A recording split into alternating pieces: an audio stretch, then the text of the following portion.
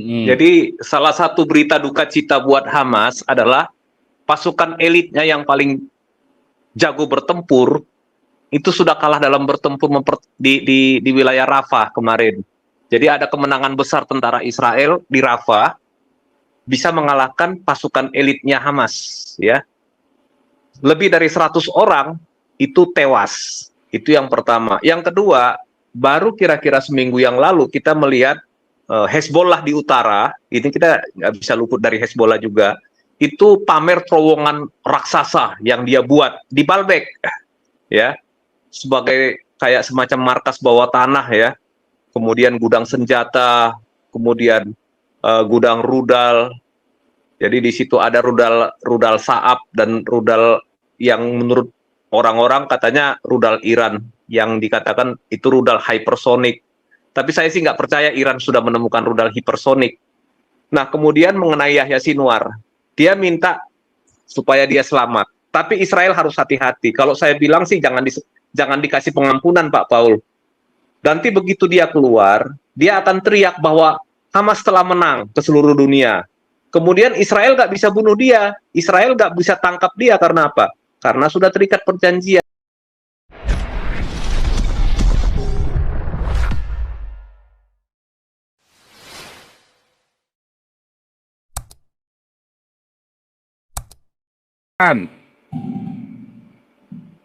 Sinjan, Halo, ya Bu Sinjan silakan. ya. Halo, ya, malam Pak Paul, malam semuanya. Iya, Pak Paul ini emang orang Islam ini, orang-orang kaldun ini emang sukanya menyebarkan kayak kebohongan, dan gitu sukanya playing victim juga.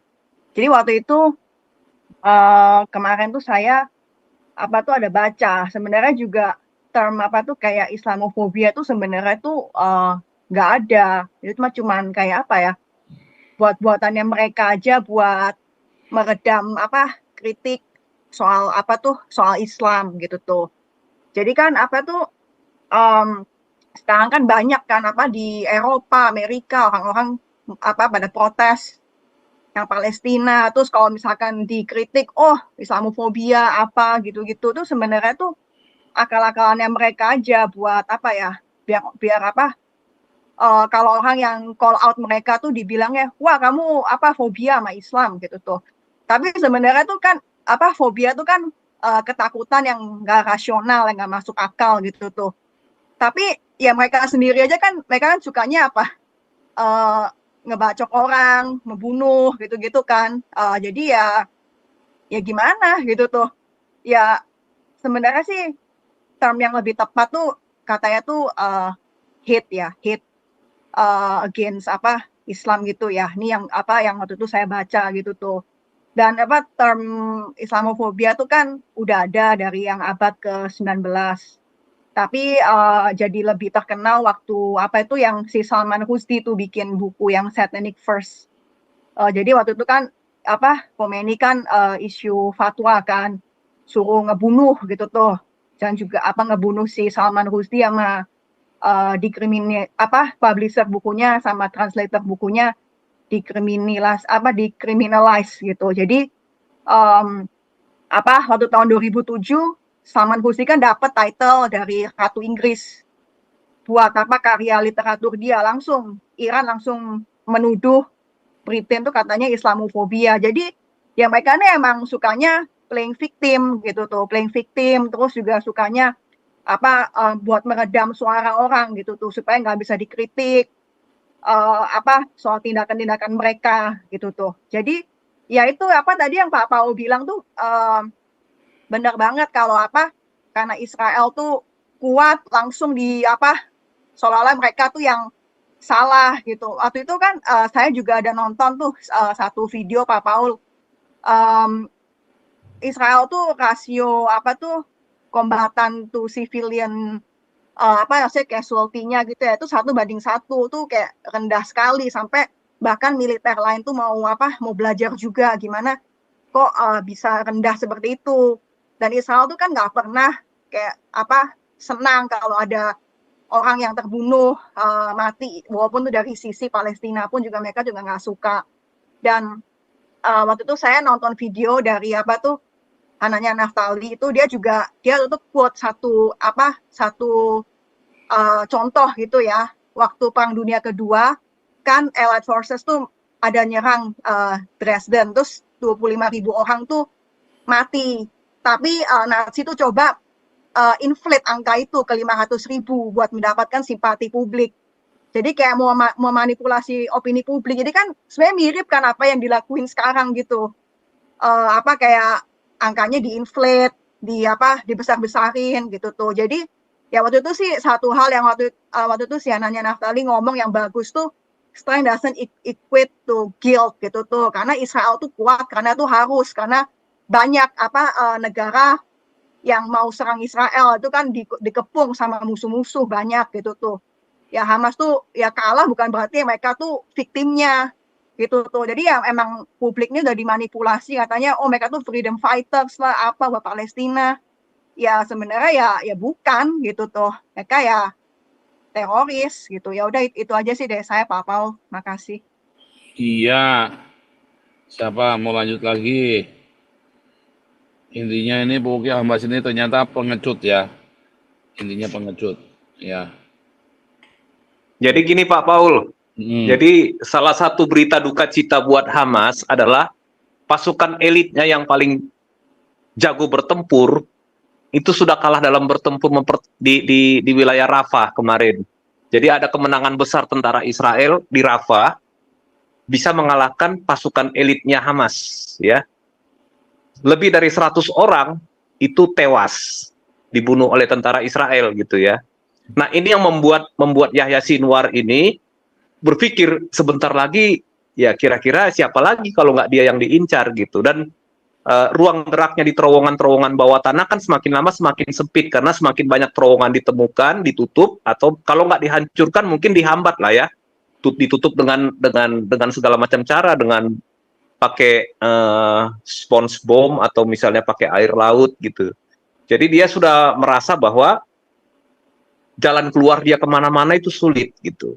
Itu yang pertama. Yang kedua, baru kira-kira seminggu yang lalu kita melihat Hezbollah di utara, ini kita nggak bisa luput dari Hezbollah juga, itu pamer terowongan raksasa yang dia buat di Baalbek, ya, sebagai kayak semacam markas bawah tanah ya, kemudian gudang senjata, kemudian gudang rudal. Jadi di situ ada rudal Saab dan rudal yang menurut orang-orang katanya rudal Iran, yang dikatakan itu rudal hypersonic. Tapi saya sih nggak percaya Iran sudah menemukan rudal hipersonik. Kebanyakan itu rudal biasa, berbahan bakar padat. Tapi gembar-gembor aja, Iran ini kan banyak omongnya juga Pak Paul. Orang-orang sebelah ini kan mulutnya jauh lebih maju daripada kemampuannya gitu. Nah kemudian ini terowongan raksasa ini sebagai tempat penyimpanan arsenalnya Hezbollah itu dihancurkan. Itu yang kemarin yang kita lihat videonya di berbagai YouTube itu, yang roketnya terbang ke sana kemari menghancurkan rumah penduduk itu. Itu salah satu gudang terbesarnya Hezbollah di utara. Jadi hancur. Nah, kalaupun nanti satu waktu Hezbollah ini diserang oleh Israel, kemungkinan dia lama-lama Hezbollah mungkin akan berperang pakai batu Pak Paul, karena semua rudal-rudal yang dia simpan di gudang selama bertahun-tahun itu Pak ditumpuk, itu hancur semua nanti akan diupayakan oleh Israel Pak Paul, akan dihancurkan semua. Jadi Israel tidak mau tertipu seperti perang tahun 2006. Dia langsung masuk tanpa menghancurkan logistiknya Hezbollah. Sekarang ini dia bukan sekedar membunuh kalau untuk ke utara. Yang penting menghancurkan logistik lawan dulu sampai betul-betul habis, baru nanti pasukan daratnya masuk. Kelihatannya nanti rencana Israel ke depannya seperti itu. Sebentar lagi kalau udah waktunya pasukan darat bergerak, pasukan PBB disuruh minggir dulu, Israel masuk dengan tanknya gitu. Tapi dia selesaikan dulu ini logistiknya Hezbollah ini, karena sekarang pengiriman dari Iran pun di tengah jalan itu mereka mengirim bukan pakai truk sekarang, lewat Irak dan Suriah, tapi lewat mobil-mobil kecil. Itu pun banyak dirudal sama drone-drone Israel. Nah, kemudian mengenai Yahya Sinwar, dia minta supaya dia selamat. Tapi Israel harus hati-hati. Kalau saya bilang sih jangan dikasih pengampunan Pak Paul. Nanti begitu dia keluar, dia akan teriak bahwa Hamas telah menang ke seluruh dunia. Kemudian Israel nggak bisa bunuh dia, Israel nggak bisa tangkap dia karena apa? Karena sudah terikat perjanjian. Kemudian Yahya Sinwar ini kemungkinan besar akan tetap di Gaza, tetap memprovokasi warga, tetap melakukan pengajaran radikalismenya dibantu dengan UNRWA, ya.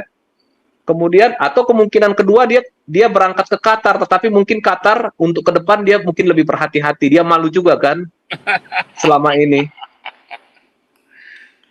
Iya, malu. Malu Qatar sekarang itu sepertinya sesudah semua terbongkar, Pak. Nah, jadi demo-demo mahasiswa di Amerika dan di Eropa itu, terutama di Amerika, rupanya yang biayain Iran, Pak Paul. Saya dapat informasinya. Bukan hanya Qatar, Iran paling besar yang mendanainya, Pak Paul.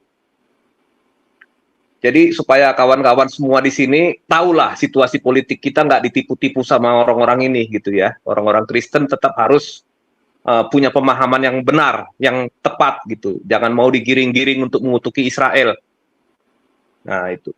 Terus yang harus diamati juga, ini kan satu Yahya Sinwar berusaha menyelamatkan diri. Ya kedepannya ini bagaimana supaya UNRWA itu adalah suatu organisasi PBB, tapi ini tujuannya adalah untuk melanggengkan konflik, membuat konflik Israel dan Palestina ini tetap berlanjut sampai kemana? Sampai dari abad ke abad. Supaya apa? Itu proyek cari uangnya PBB, Pak Paul. Atau katakanlah oknumnya PBB yang ada di sana itu. Proyeknya mereka. Jadi supaya negara-negara maju, negara-negara Kristen jangan lagi memberikan sumbangan ke UNRWA dari pajak rakyatnya. Kenapa? Uang yang diberikan ke UNRWA itu dipakai untuk teroris, Pak. Untuk menghancurkan orang Yahudi. Jadi tolong disampaikan Pak Paul di luar, di kawan-kawan yang di komunitas-komunitas di Eropa, kalau Pak Paul ketemu teman-teman kuliah di sana, supaya negaranya jangan kasih sumbangan ke UNRWA, itu bahaya itu Pak Paul gitu. Itu yang dipakai dananya itu buat ini, membangun terowongan, membeli senjata, membunuhi orang Israel dan Yahudi, padahal uangnya orang-orang Kristen Pak, gitu. Dipakai membunuhi orang Yahudi. Gitu kira-kira Pak Paul. Jadi supaya kawan-kawan juga di sini tahu. Silakan Pak Paul. Biar kita diskusi aja biar rame.